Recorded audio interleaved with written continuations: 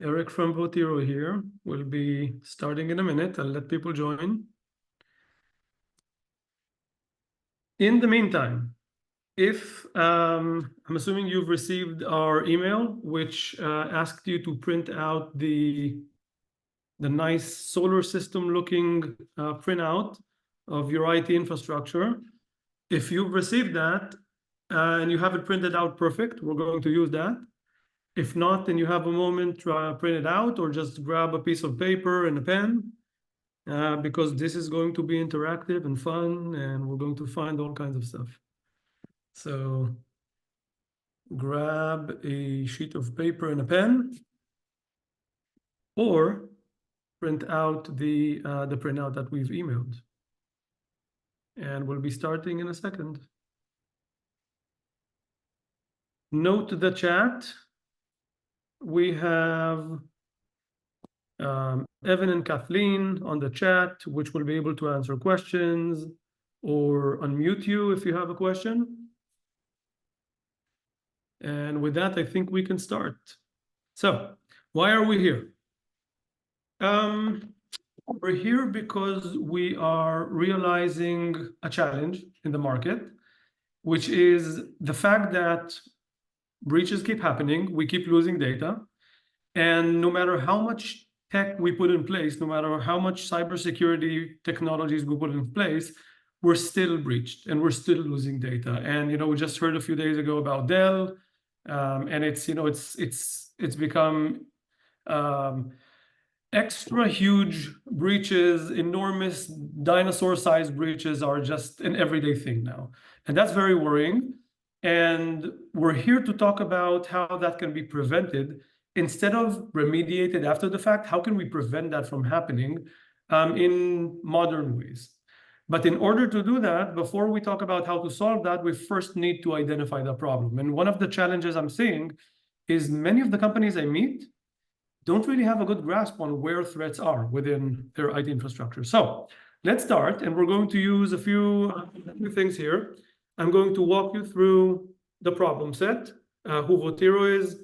Then we'll talk a lot about ideas for where threats could be lurking and where private data could be hiding in your infrastructure. That's where I'm going to ask you to use that piece of paper and the chart that we sent over to circle maybe areas that are more sensitive in your environment. But I'll start by just making a big, broad claim.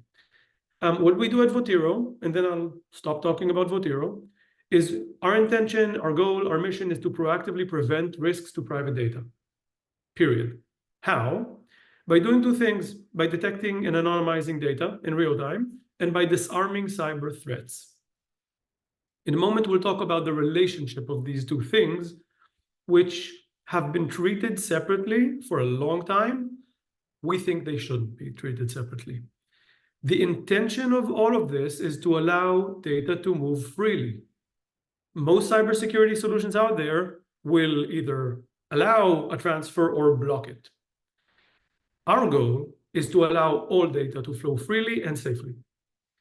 So let's talk about the problem set. Data is no longer, we know this for a long time now, it's no longer in the network. There's no longer a castle and moat, right? There's no longer only an issue on the endpoint.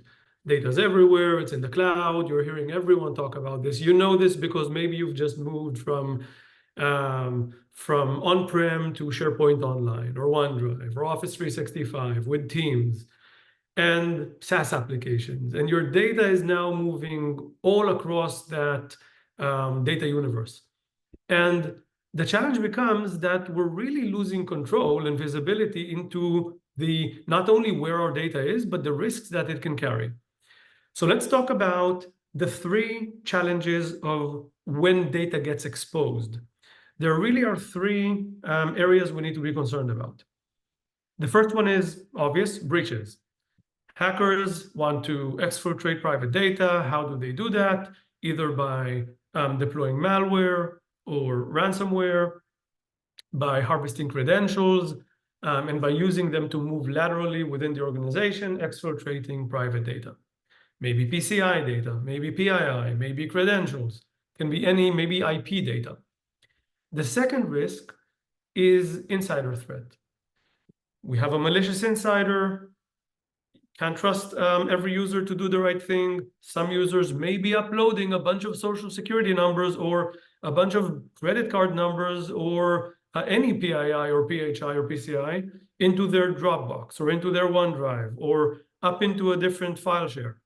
So insider threat is that second vector. And the third vector is just simple negligence. And that actually accounts to a huge percentage of how we lose data.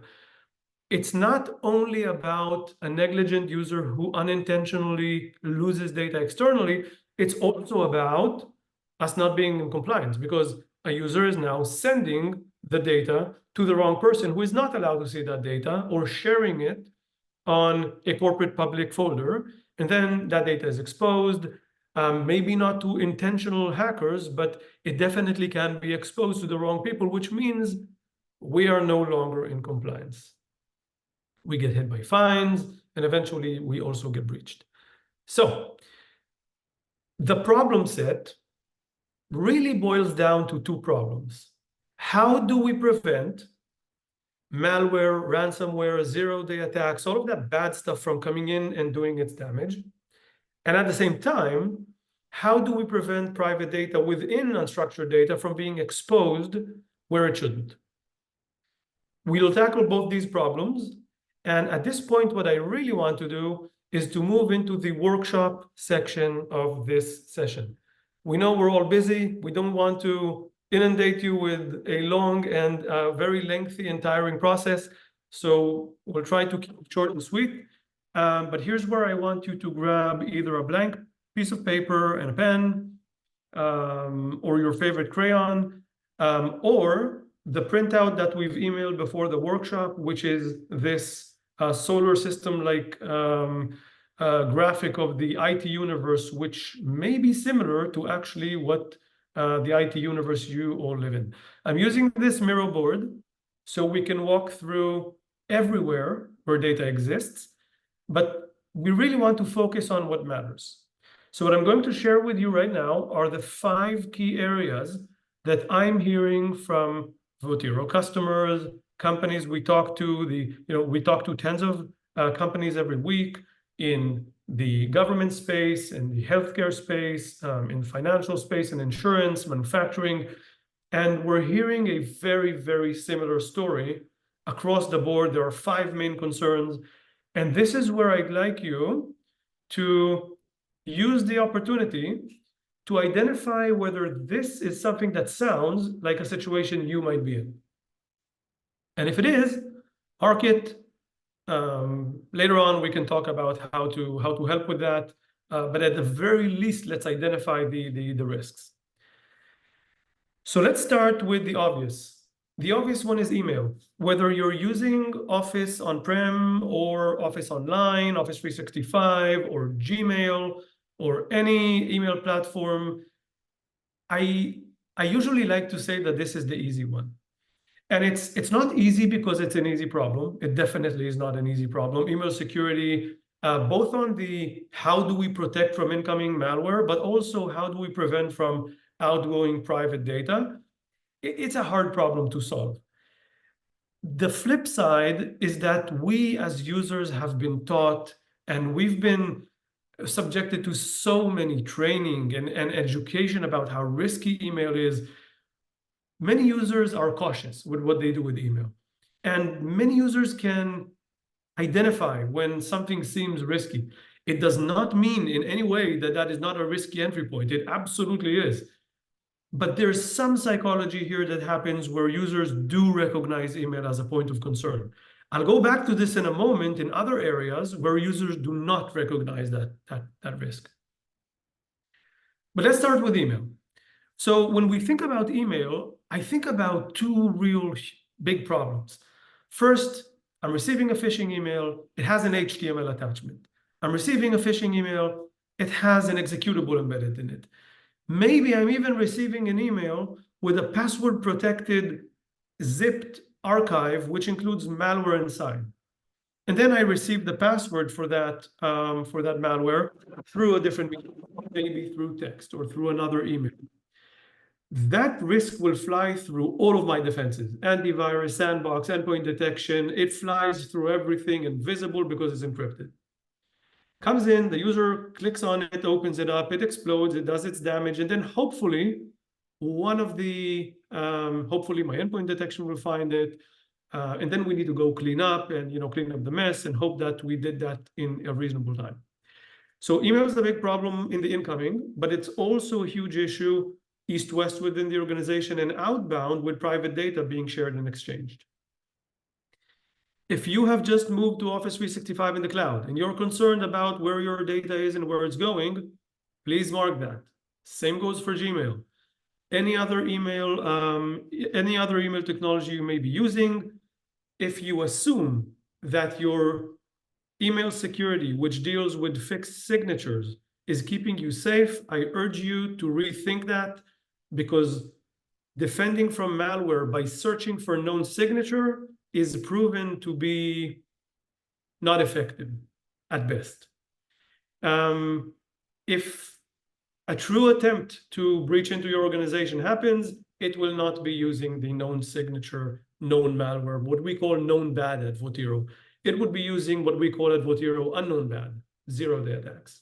How do you prevent against that? Let's move on. The second place I'd like you to think about, there is an enormous amount of collaboration platforms that have been blooming in the past few years, but namely, I'd say Teams as part of the Office 365 package and Slack are the big ones. This is a major, massive concern for every company I talk to for 2 or 3 different reasons. The first one is Teams and Slack feel like a platform we trust because we chat on it very informally. We trust most users on these platforms. If I receive an external message, what we've seen is most users receive an external message on Teams with maybe a link to a SharePoint location, which includes malware. They will click on it in most cases. Once again, because of the psychological effect of trusting this platform. We've been seeing a massive amount of attempted attacks through Teams messages in many different ways. Attachments on Teams or Slack, links to SharePoint locations which include malware that is then being downloaded. And at the same time, one of the things I've been hearing a lot from especially government, healthcare, and financial companies is that users really don't associate a collaboration platform with privacy risks. So they tend to share more than they should on a Teams message.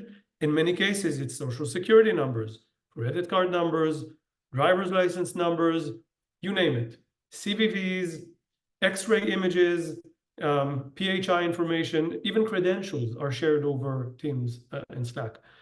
That is a massive concern because that is not only a threat for that data going outbound, it also means that users that should not be exposed to that data are seeing it every day, hence we're not compliant. If you have just started using Teams or Slack, or even if you've been using it for years and you know in the back of your head that you're not sure what's actually happening within that microcosmos of data exchange, or even worse, if you have blocked data exchange on Teams or Slack because you're concerned about this, and you really want to turn on that capability to reap the benefits of a collaboration platform, check that and mark that and circle that on that printout that we've emailed to you, or just take a note and let's move on. That was number 2. Number 3. Number 3 is this massive explosion of cloud storage everywhere. So maybe you've just moved on to Office 365 and you started using OneDrive for your personal corporate users and SharePoint to share information internally and maybe even externally. Maybe you're using other third-party platforms like Box or even Dropbox in some cases, or FileCloud. And definitely those unstructured data repositories such as S3 buckets Azure Blob, Google Cloud Storage. Every single time I have a discussion with a company and I ask the question, do you really know what's in what's in that storage?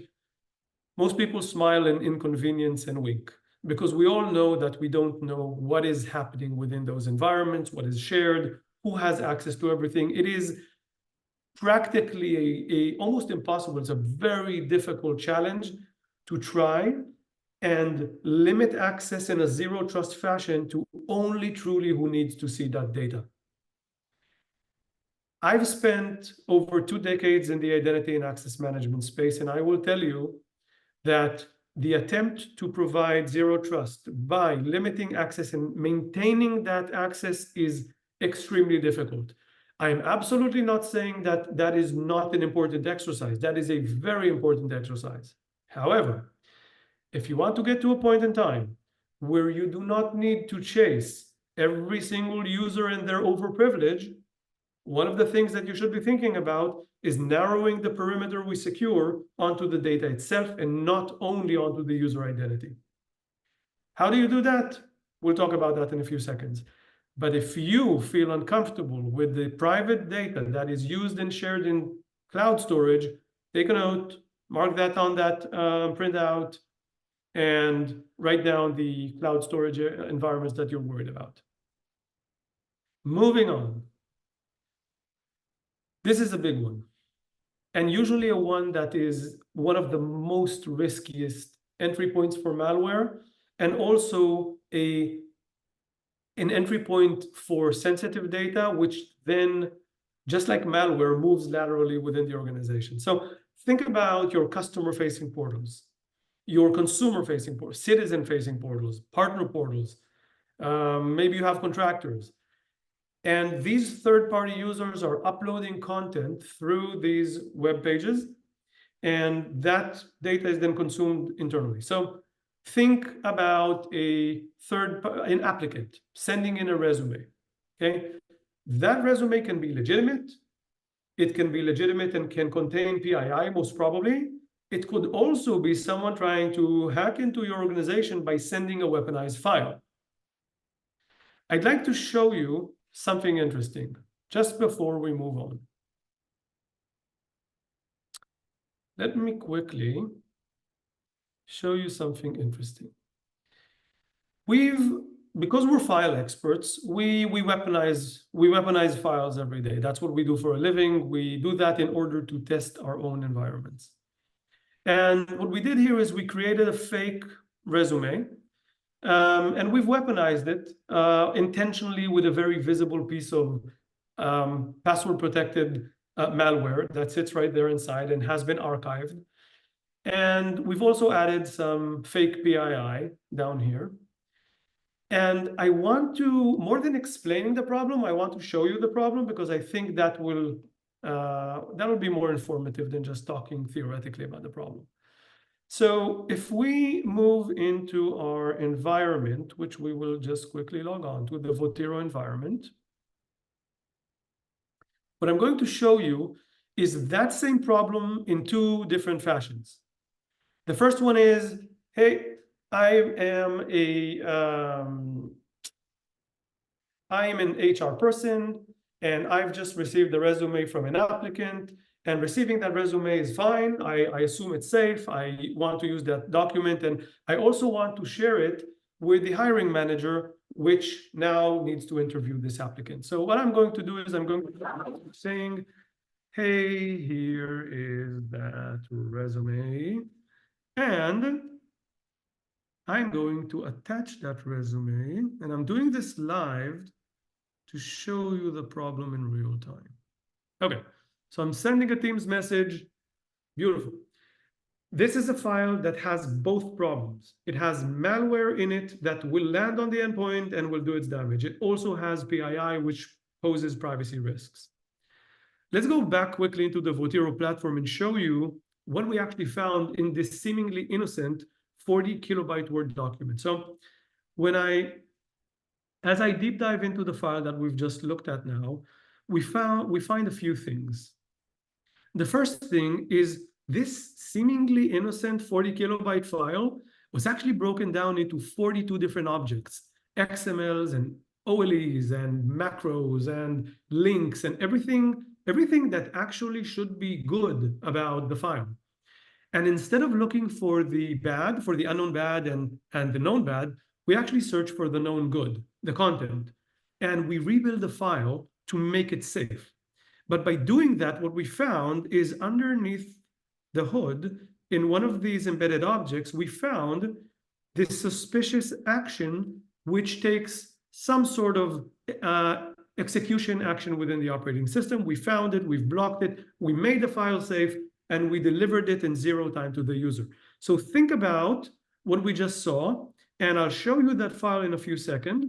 But note that at the same time, while removing that malware, we also, out here, have detected a lot of PII that exists in the file, and we've masked some of it. So let's go back to the file and see what happened.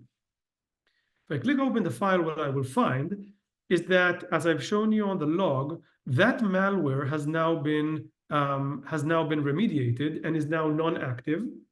The file has been delivered to the hiring manager, and the PII was masked. And all of that magic happened in real time. So what problems did we solve?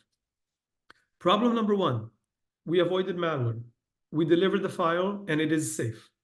The user doesn't even need to worry about thinking whether the file is legit or not. It is safe.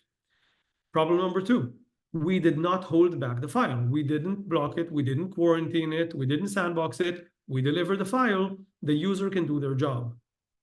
Problem number 3, because we've made it safe, all of those false alarms in your SOC, 99% of them go away because the files are safe. So the SOC and the security team can now focus on what really matters. I'd like to go back just for a moment into that other example that we just talked about, and then we'll circle back. I'm trying to spice it up a bit just so we can imagine the problem, feel the problem, so we can really take notes on that chart that we've sent out. What about you have a OneDrive, you're not sure what's in there, and hey, this is an example of a folder that includes a health insurance claim. And this health insurance claim has a bunch of phone numbers and social security numbers and all kinds of interesting things. So if we really would want to know what is going on within our environment, what we could be doing is finding that folder in real time, scanning it, and as we scan the file, we really wanted to do 2 things. We want to remove that malware, we want to remediate that privacy problem, and we want to do that in real time. So what I've shown you here is a static scan to point out the fact that, yep, if you have 10,000 folders in a OneDrive or a SharePoint or a Box or a Dropbox, that is doable as well. You can scan and find those problems. You could also scan and find the problems as the files are being uploaded in real time. That is where the magic happens, and we'll circle back to that in a second. But if we go back to that location, that folder, and we actually click on that file, what you'd find now after the scan is that that file has now been made safe, and that the specifically chosen relevant private data, for example, social security number and account number, have been masked, while leaving the other data sets, for example, maybe address, in this case in plain text, because that is needed. I want to quickly go back here. And I want to explain why I focus so much on this 4th example on third-party facing portals. That is where you are most likely going to be breached through. If someone intentionally wants to hack into your organization, they will send malware through those environments because they know that they do not need them to move laterally. The file and the malware will move laterally on its own because your users will be sending it to someone else inside the organization. If it's a loan application, if it's a consumer report, if it's a credit report, if it's an applicant's resume, someone will take that file and will send it to someone else. That is self-inflicted lateral movement, and that happens through third-party portals. And the last one, the fifth problem I'd like to talk about. So we talked about email, we talked about collaboration tools, talked about cloud storage, talked about third-party web portals. And the last one I want to talk about is one of the biggest problems that is also somewhat of a hidden problem, which is SaaS applications. Most of us are continuously using tens, if not hundreds, and in some cases, thousands of cloud applications. Think Salesforce, think ServiceNow, think your HR application, Workday, ADP, Bamboo HR, think your ticketing system. Any one of these services hosts unstructured data in the cloud and can be actually a problem from two very different perspectives. Once again, we'll go to those two main problems. Problem number one, third parties can be uploading files into your Salesforce or ServiceNow or GitHub environment. You'd be consuming those maybe through a browser, a user's browsing on the browser, downloading files, malware comes in, we're in trouble. Problem number two, your own users are uploading information into these cloud applications, SaaS applications, which means that data is now exposed. Now, it could be exposed in your managed applications or sanctioned applications. It could also be exposed in shadow IT. That's where the real problem is. So how do we prevent from that influx of malware through shadow IT and SaaS? And how do we prevent from our data being exposed in SaaS? So we talked about a lot. We're 30 minutes in. I want to just kind of quickly summarize this section and move on to a quick 5-minute overview of what you could be doing to solve that before we open up for questions. The most important piece that I really want you to come out of this exercise with today is identify the top 3 things that are most concerning for you, either from an incoming malware perspective or a data exposure perspective, either internally or externally, through one of these 5 environments: email, collaboration tools, cloud storage, unstructured data storage, third-party facing portals, and last but not least, SaaS applications and browser activity. I am sure there are at least 3 that concern you. Write those down, and we can talk later about what can be done. I want to quickly move back here because I would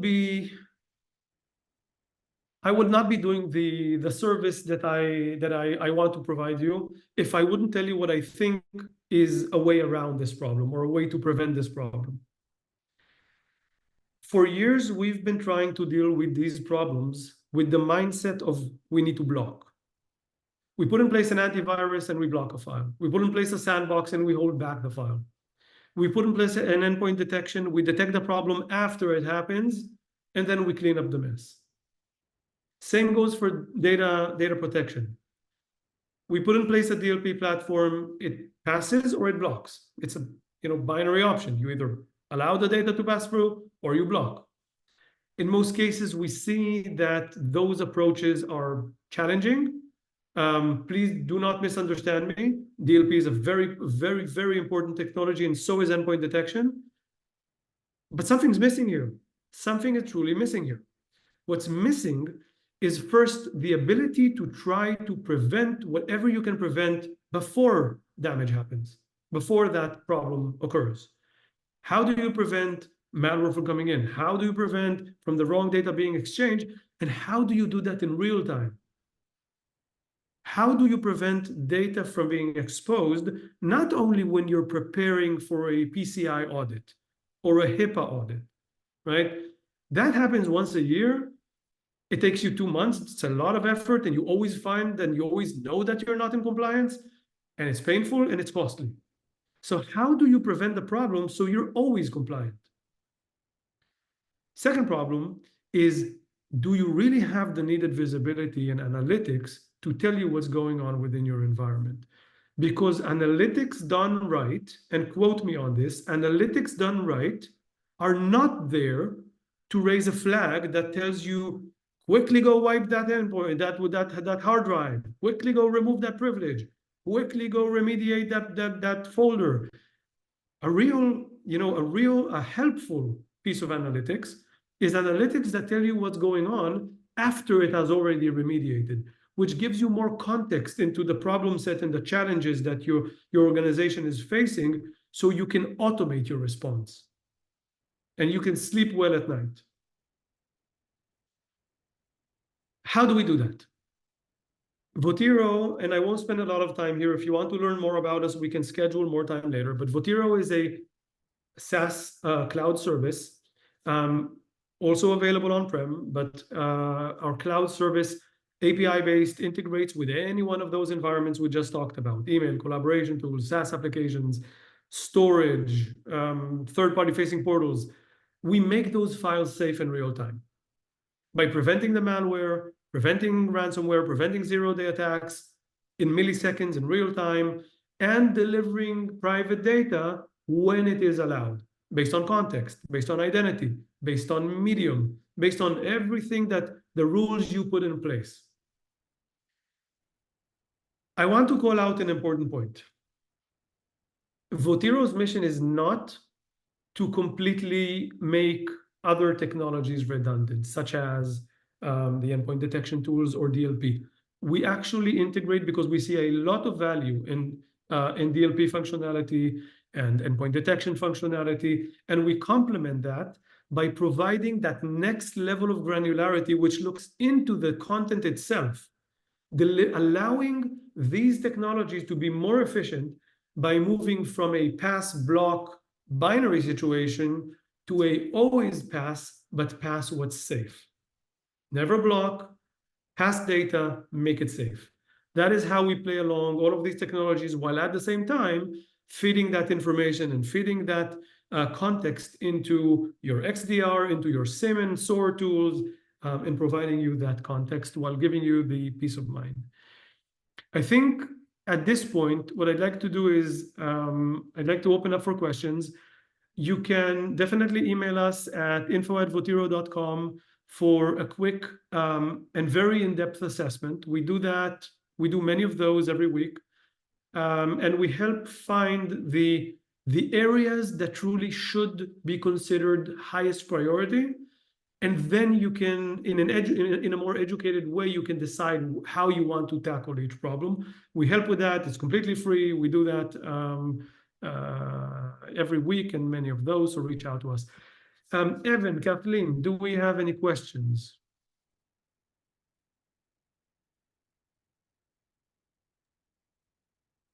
No questions at the moment, Eric. But while anybody may be either writing those down or thinking of some, I wanted to bring up, you mentioned earlier that we have a lot of conversations with industries like government and finance and healthcare that a lot of their environments are typically on-prem. And I know we get a lot of questions around how our product works and how we can solve these problems both in the cloud and in on-prem environments. So I do think it'd be a good idea to touch on that as well. Right. So, okay. Being in cybersecurity for a while, there's always a concern about where's my data, right? And which is actually the exact problem we're talking about in the past 30 minutes. And I think the three aspects I'd like to look at it is, first, absolutely yes, we do see government use cases which are very high assurance, very sensitive for many different reasons. And we serve customers in that space, both in the US and abroad, using an on-prem variant of the Votiro platform. There is a virtual appliance option which can be deployed on premise in your private cloud, so the data always remains in your environment. I would say, however, that I mainly see that in very high assurance government use cases. Most of the civilian agencies are okay with using cloud platforms. And the reason for that is that Votiro is a SOC 2 compliant platform. It's been audited. We're audited every year. So it's a very safe platform from that perspective. I would add to that point that If you're concerned about data being in the cloud, what it probably means is that your data is already in the cloud in many places, either in email, collaboration tools, cloud storage, you know, everything we've just talked about. The most effective way to prevent the data leakage and incoming threats in the cloud is actually by delivering a solution via a cloud which integrates with that cloud. So if that's a concern, we can definitely talk through options.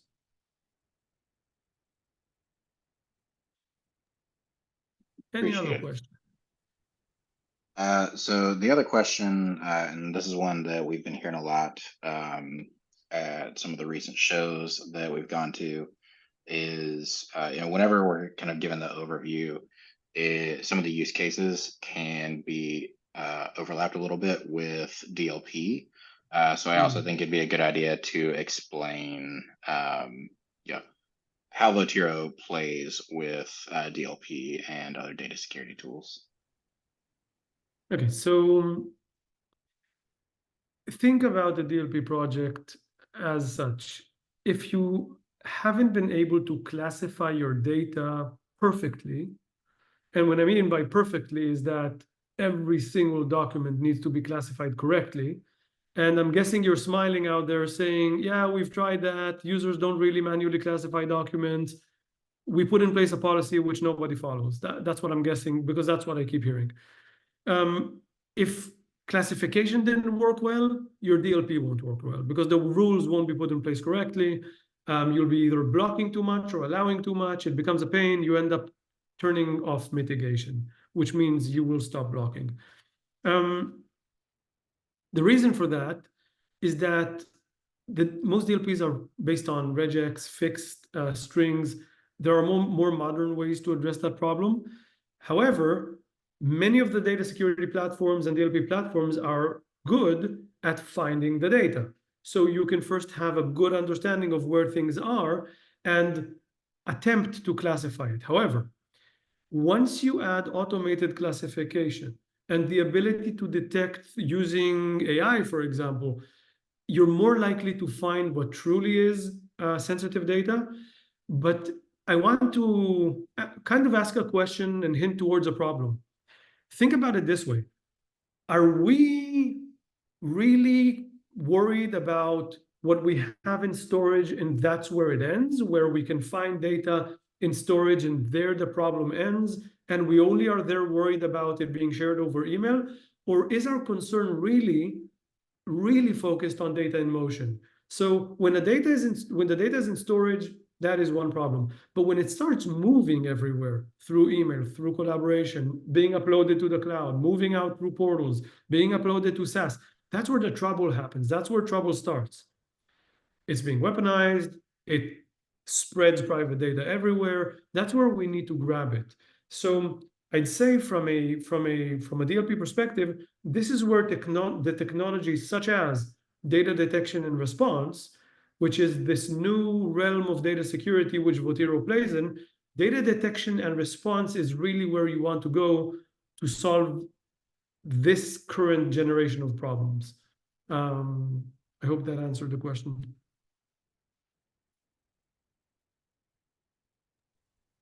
Appreciate it, Eric. It doesn't look like we have any remaining questions. Sounds good. So if that's the case, I'll close this one out and reach out to us. Once again, info@votiro.com, email us. We can spend 15 to 20 minutes talking about the assessment, what we can find and what we can't find and where we can help you. And looking forward to meet all of you.